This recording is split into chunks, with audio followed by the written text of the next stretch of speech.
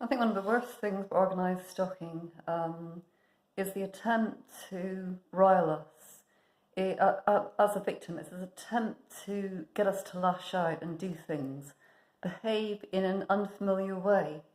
And how do the police manage to get people to do this in the community? It is quite extraordinary. Children are used a lot to do the dirty work with screaming.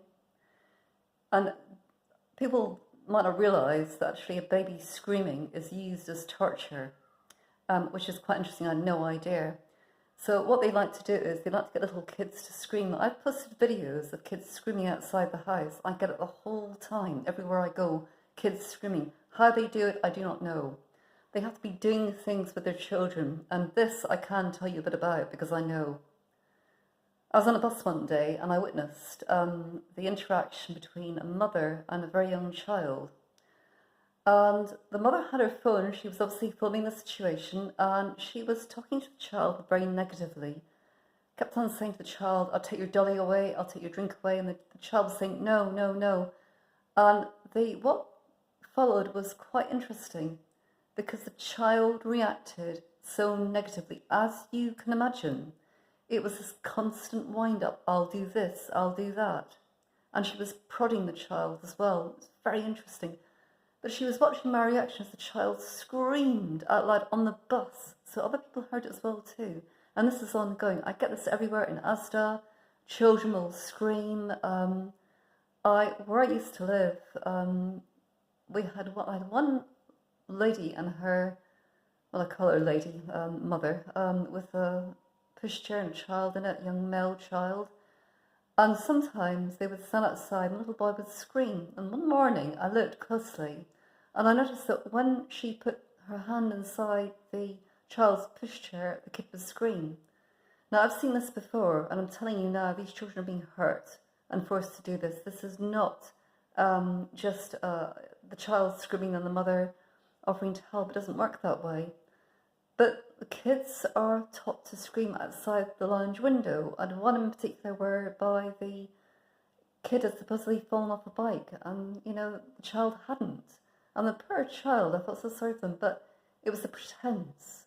And it's if that parent was, like, well, again, the question of the word parent, the person that was with the child was coaching the child.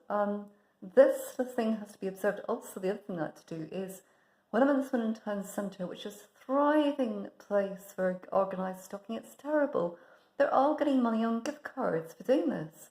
Is that they will get people to cycle bikes towards me, because I've been knocked over before.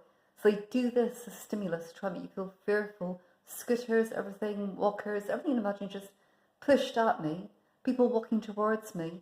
Use of different stimulus. This is all behavioural science. It's all to monitor and to measure how we're responding. So this is not just as you think it is. There's a whole lot more to it than this. I try and rush this video as best I can. There's a whole lot more to this, that the police are behind all of it.